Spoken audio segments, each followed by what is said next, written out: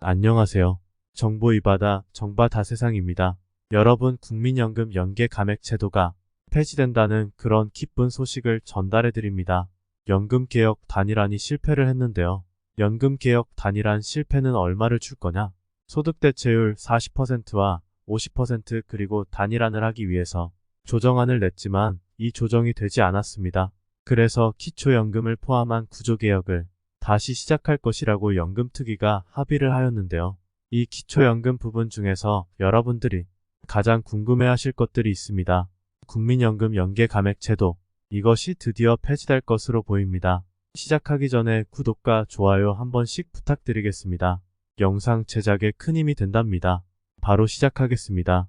먼저 연금개혁 자문위원회에서는 두 가지 방안을 제출했습니다. 첫 번째는 퇴직연금 중도금 인출 및 일시금 지급을 제한하자는 이야기를 했습니다. 퇴직연금에 대해서는 일시금 수령을 받고 중도 인출도 제한할 것이다.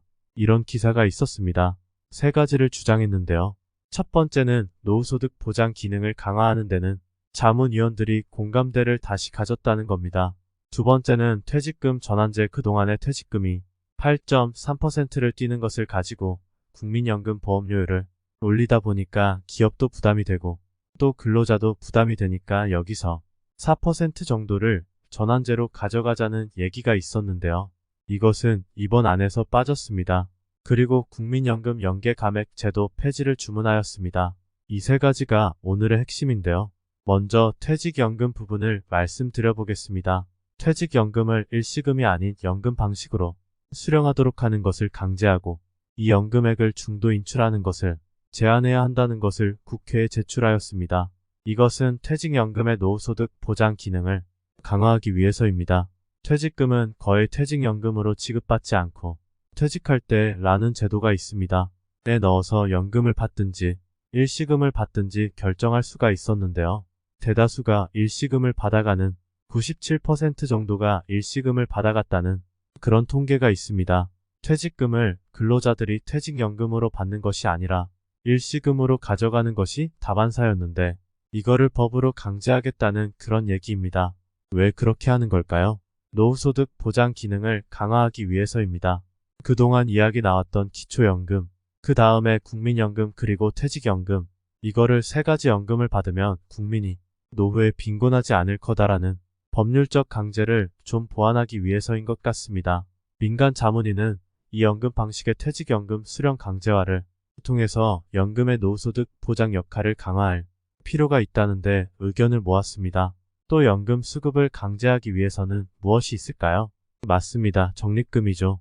그동안 모아놓았던 것을 일정 규모 이상으로 축적해야 하는 만큼 중도 인출에 제한을 둬야 한다고 판단을 했습니다.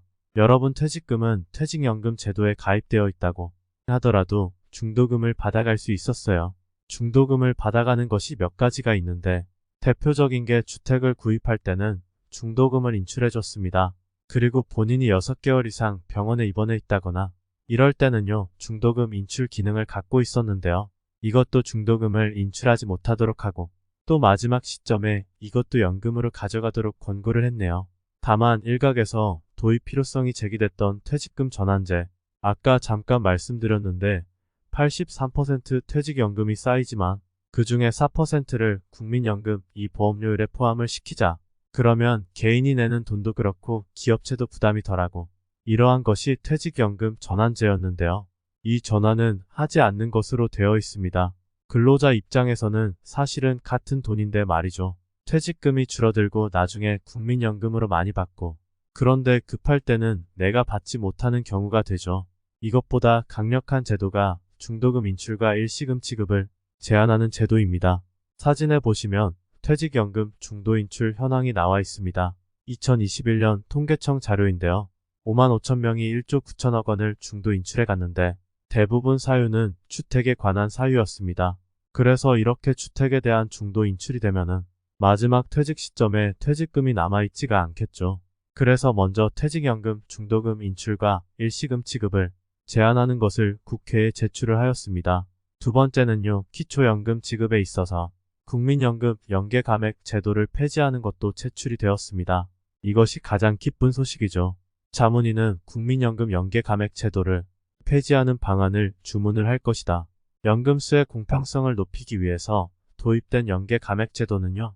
국민연금 가입 기간이 길고 국민연금 수급액이 많을수록 기초연금이 줄어들잖아요. 최대 50%까지 줄어들게 되어 있는데요. 이것 때문에 사람들이 불만이 많고 기초연금을 받지 못하는 감액제도, 여기에 사람들이 불만이 굉장히 많았습니다. 그래서 이러한 제도는 국민연금을 장기 가입하는 데 대한 유인력을 떨어뜨리게 되겠죠. 그렇게 되면 재정 악화에 영향을 주고요. 또 이 기초연금액이 많아지면은 국민연금도 많이 가입하지 않는다. 그러니까 기초연금과 국민연금은 서로가 같이 가야 되는 제도인데 이 국민연금이 장기 가입된다고 해서 기초연금을 깎아버리니까 사람들이 불만이 굉장히 많았었죠.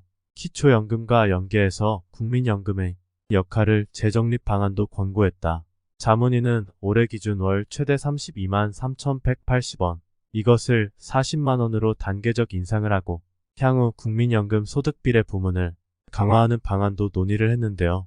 기초연금에서 국민연금 연계감액제도, 이것은 악법 중의 악법이다.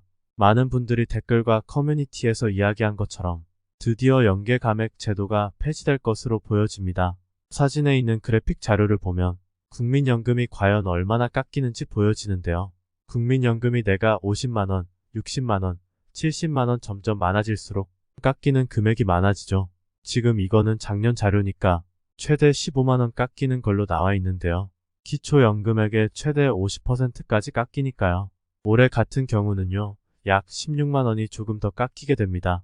국민연금 많이 받는다고 기초연금을 깎는다. 이것은 정말 문제 중의 문제인데 이것이 드디어 해결될 것으로 보여집니다. 오늘 영상의 내용을 정리를 하자면 국민연금 제도를 위해서 국민연금 연계감액 제도는 폐지해야 된다. 이상하죠? 한번 설명을 드려보겠습니다. 첫 번째는요. 노후소득 보장을 위해서 다층 체계 구축을 하겠다는 겁니다. 사진의 그래픽을 보면은 1층 기초연금, 2층 국민연금, 3층 퇴직연금, 우리 국민들이 세 가지 연금이죠.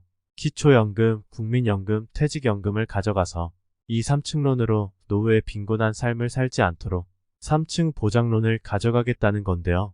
먼저 이 퇴직연금 제도를 강화하는 그 이유를 보면 퇴직금을 일시금이 아닌 연금 수령으로 가져갈 수 있도록 강제하겠다. 그리고 중도 인출은 폐지하겠다는 겁니다. 그리고 이 퇴직금 일부 국민연금 전환은 이번에는 제출 안에서 제외를 했습니다. 퇴직금을 마지막 퇴직 시점에 가능한 연금이 되도록 법을 강화해 나갈 것 같습니다. 두 번째는 국민연금 연계감액 제도입니다. 가장 반가운 뉴스죠. 국민연금 수령 금액에 따라서 감액하는 제도였어요. 이것을 이제 폐지하겠다는 건데요. 국민연금 장기 가입자나 국민연금 수급액이 많은 사람은 이 기초연금이 깎여버리니까 굉장한 불만 요인이 됐었습니다. 그래서 국민연금 연계감액제도 드디어 폐지될 것으로 보입니다. 오늘은 국민연금 연계감액 제도는 폐지된다는 기쁜 소식을 전해드렸습니다. 연금자문위원회에서 국회에 제출하는데 가능한 국민연금 제도를 강화하기 위해서 장기 가입자나 국민연금 수령액이 많은 분들에 관련된 기초연금 감액 제도, 이것은 폐지될 것으로 보여지는데요. 지금이나마 이 제도가 폐지가 돼서 정말 다행이고 잘된 일인 것 같습니다. 저는 다음에도 더욱 알찬 정보 영상으로 찾아뵙겠습니다.